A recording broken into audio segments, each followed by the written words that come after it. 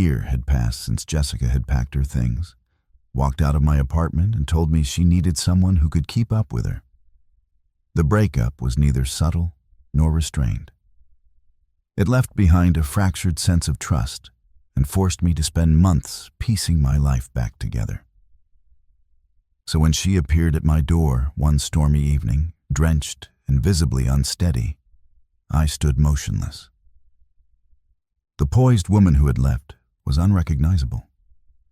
Her eyes were puffy, mascara running in dark streaks down her face, and the first word out of her mouth, my name, spoken as Noah, came out like a ragged confession.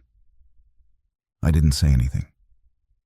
She took a hesitant step forward, her voice unsteady. "Please don't close the door. I know I ruined everything. I was foolish. I chased after something that wasn't real. Just let me explain." I leaned against the door frame, arms folded. "Go ahead, Jessica. You didn't want to explain when you left." Her breath hitched, and she broke into quiet sobs. "I know what I did. I know you'll never see me the same way. But I can't rest. Everything reminds me of you. Leaving was the biggest mistake I ever made." Part of me wanted to turn her away. Another part wanted to shut the door entirely. But after years of shared history, through closeness, conflict, and everything in between, it was impossible to feel nothing. Before we continue, I'd love to know, where are you watching from? Drop it in the comments. And if you haven't already, make sure to subscribe so you don't miss any of the upcoming stories and updates here on the channel. She reached out tentatively, barely grazing my arm. "Please, just listen. I'll leave afterward if you want." I exhaled. 5 minutes. She stepped inside, moving as though revisiting a place that no longer fully belonged to her. The room looked the same, but the atmosphere carried a stillness she had once torn apart. She stood there, taking in the familiar surroundings, the framed pictures, the furniture, as if seeing for the first time what she had walked away from. "I never should have left," she said softly. "The person I chose instead, he took advantage of me, deceived me, and all I could think was that I had thrown away the one genuine connection I ever had." Before she could continue, the front door opened, and my girlfriend Brooke walked in. Everyone froze. The air shifted in an instant. Brooke stood in the doorway, her posture calm but resolute, one eyebrow slightly raised. Jessica's words faltered, her expression caught between desperation and alarm. "Brooke, I didn't realize you'd be here." Brooke's presence filled the room without effort. Jessica turned to me, her eyes wide with urgency.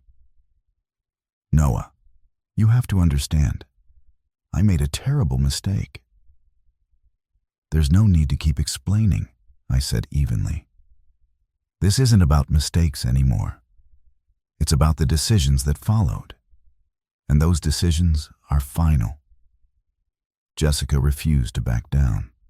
She moved closer and took my hand.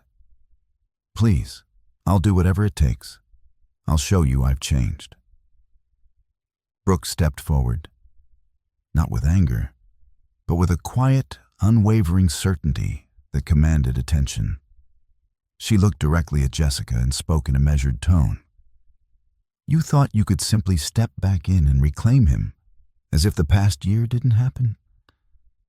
Jessica's hands shook. He's the person I want." Brooke held her gaze. "Wanting someone doesn't erase what you did. You had your opportunity with him, and you chose to leave.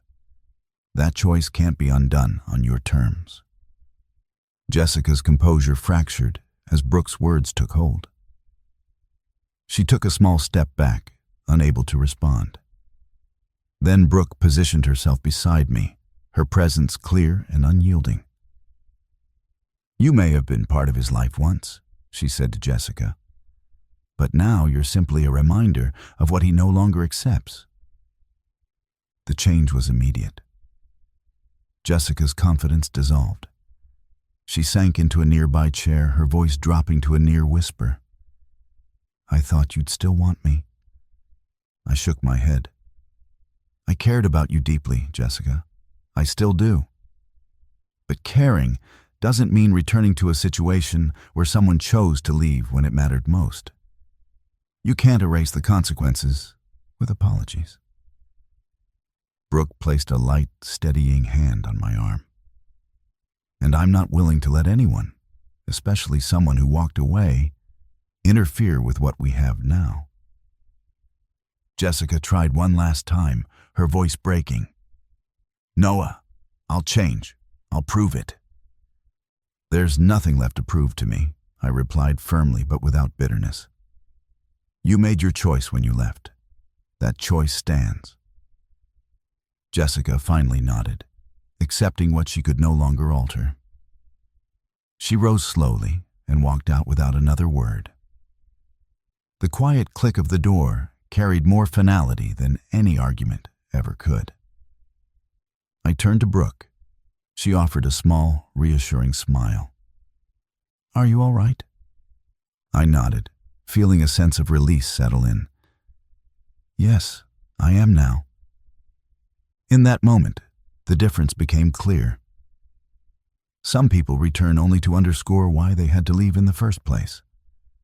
Others arrive with a quiet strength that redefines what trust, commitment, and self-respect actually mean.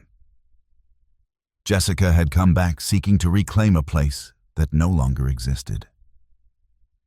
Brooke, simply by standing there, showed what it looked like to hold that place without hesitation.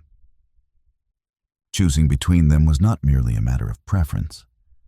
It was a decision to protect the stability that came from knowing where one stood.